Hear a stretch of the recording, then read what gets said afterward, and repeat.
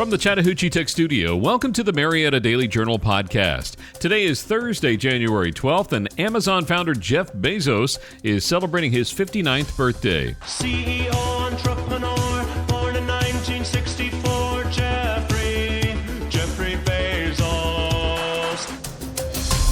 I'm Dan Ratcliffe, and here are your top stories presented by Engineered Solutions of Georgia. Cobb area Dawg fans celebrate UGA's big win. The first Board of Commissioners meeting of the year was derailed by rezoning controversy, and a man was injured in an I-75 motorcycle crash. We'll have all this and more coming up on the Marietta Daily Journal podcast. Engineered Solutions is your locally owned and operated commercial and residential foundation company that specializes in foundation repair, basement waterproofing, and crawl space encapsulation. I'm consumer investigator Dale Cardwell. I've done the research already, so you don't have to. Dial 678-ESOG now. Bennett caps a career that began with no scholarship offer at Georgia. He'll leave with a legacy unlike anybody else at this school.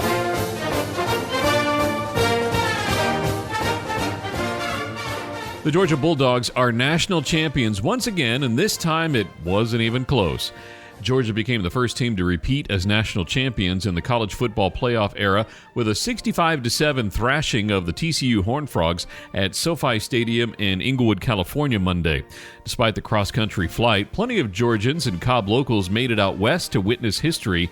Cobb Chief Magistrate Judge Brendan Murphy, a double Dawg graduate of the University of Georgia and its law school, said he was feeling about as good as you can be the morning after the big win. Murphy said he's happy for all the Georgia players, especially quarterback Stetson Bennett. Despite a controversial ban on tailgating around SoFi Stadium, including no pop-up tents or grills, Murphy said fans had a drink or two at their cars before entering the stadium. He added that despite heavy rain, there were still some fans tossing a football in the parking lot prior to kickoff. In honor of the University of Georgia's historic feat, Times Journal Inc. is publishing a commemorative championship edition with a special poster page, stories, highlights, and photos from the national title game defeat of TCU. The edition was in Tuesday's home-delivered MDJ and will be available for purchase for $3 at the MDJ office at 47 Waddell Street. All right, if we're going to have commissioners not abide by our rules of procedure, I would ask that we adjourn for those commissioners to remove themselves from the dais, and we will continue the business of this meeting. We'll go ahead and adjourn, please. The first Board of Commissioners meeting of 2023 was derailed Tuesday as the board's two Republicans refused to vote on county business amid Cobb's ongoing redistricting controversy and were asked to leave the dais by Democratic Chairwoman Lisa Cupid. Republican Commissioners Joanne Burrell and Kelly Gambrill said they would not cast votes while the county remains at odds with the state government and embroiled in a constitutional dispute over its efforts to redistrict itself via its home rule powers. The two Republicans were ultimately asked to leave by Cupid, who cited county rules requiring commissioners vote on every item unless they are faced with a conflict of interest. The duo would spend the remainder of the meeting seated in the back of the room while the board's three Democrats carried on with voting. Tuesday's was the first meeting since two conflicting county commission district maps took effect on January 1st. The first, passed by Republicans in the General Assembly last year and signed into law by Governor Brian Kemp, sparked controversy as it drew Democratic Commissioner Jerica Richardson out of her seat midway through her four-year term. The second is a map the Democratic commissioners adopted in October in an untested assertion of its home rule powers, which the county says allows it to amend state laws, including redistricting. That map would keep Richardson safely within the boundaries of District 2, which she currently represents. The county's map has been subject to a legal challenge from East Cobb activist Larry Savage, but Superior Court Judge Ann Harris has yet to issue a ruling.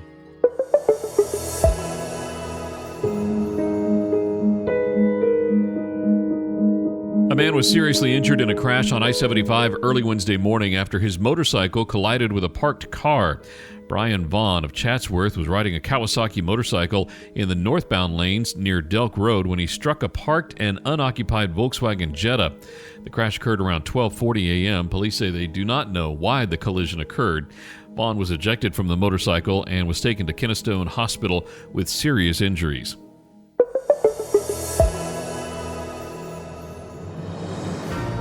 Democratic State Representative David Wilkerson of Powder Springs will host a town hall this month on the efforts to de-annex portions of Mableton from the newly created city. The town hall will be held at the Cobb Police Training Center at 2435 East-West Connector starting at 6 p.m. on January 18th. Wilkerson has been a vocal critic of Mableton cityhood and told the MDJ last week he would file legislation this year to remove portions of the city from its boundaries. The areas in question are in the city's northern precincts, where a majority of residents voted against cityhood. Across the whole of the proposed city, 53% of residents voted yes for cityhood in the referendum. Elections for mayor and city council are set for March 21st. A news release advised that residents who now reside within the corporate limits of Mableton have the option of requesting de-annexation and, if approved, returning to unincorporated status. Interested residents can learn more at deannexfrommableton.org.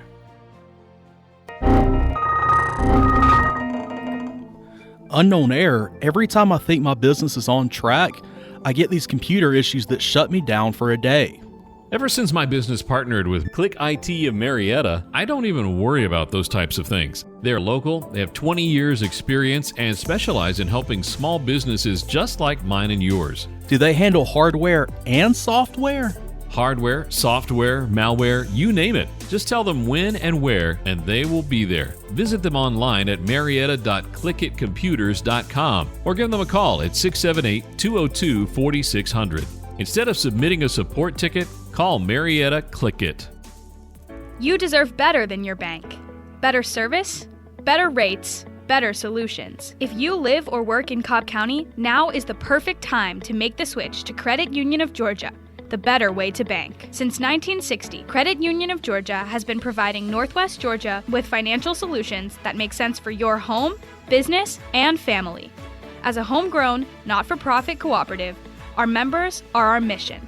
Not only will you get the best loan rates, you'll get personalized customer service from people who understand your needs. Plus, Credit Union of Georgia provides real convenience with a network of more than 30,000 accessible ATMs and branch locations across the country. Of course, there's also 5 locations right here in Cobb County. Ready to see how much better your banking can be with Credit Union of Georgia? Become a member today or apply for a loan online by visiting cuofga.org. Credit Union of Georgia, the better way to bank.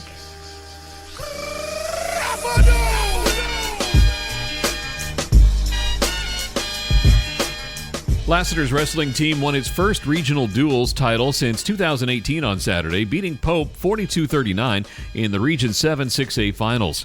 It went down to the final matchup. After a first-round bye and a 60-22 win over tournament host Johns Creek, the Trojans edged out the Greyhounds behind a crucial pin by Carter Brickley in the 126-pound weight class.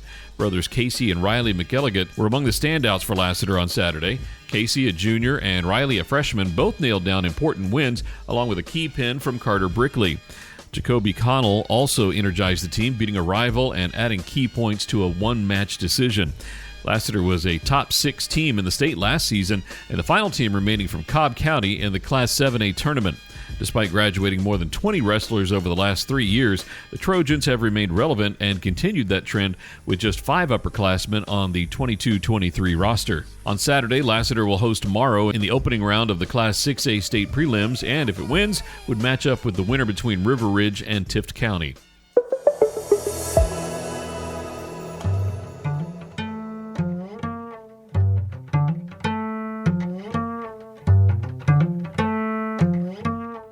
Atlanta cellist songwriter Okori Johnson and Georgia Symphony Orchestra music director and conductor Timothy Verville will present the world premiere of a new work for cello and orchestra on February 25th. The piece, titled Liminal, an Atlanta concerto, was co-written by Johnson and Verville and will be first performed at the Georgia Symphony Orchestra's You Shall Hear performances, celebrating the works of black composers. The music offers a unique perspective on Johnson's creative life here in Atlanta and his exploration of what contemporary African diasporic stories and song forms sound like through an orchestra. 2 of the utilized pieces within the work are the results of previous commissions from Atlanta organizations, the National Black Arts Festival and Freedom Park Conservancy. Participants can hear these pieces on February 25th at 8 p.m. and the 26th at 3 p.m.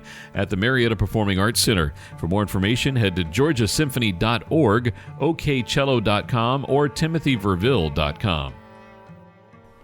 Are you struggling to find the right home in these tough markets? Hi, I'm Jeffrey Drake of Drake Realty, with 7 offices across Metro Atlanta and 2 right here in Cobb County. The real estate market in Cobb County can be competitive. That's why you need a team on your side. My team of over 700 agents is one of the biggest in the county, and we have been turning dreams into realities for 28 years now. Next time you decide to buy or sell in Cobb, trust the team that knows the lay of the land. Visit us online at drakerealty.com.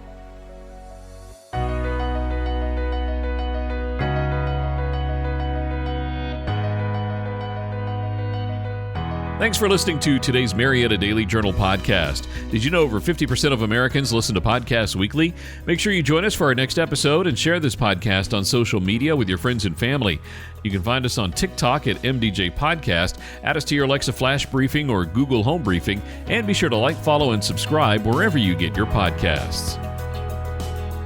This podcast is a production of BG Ad Group. Darren Sutherland, Executive Director. Jacob Sutherland, Director. Matt Golden, News Director. Chen Ray Zhang, Director Producer. And Jason Gentarola, Audio Producer. All rights reserved.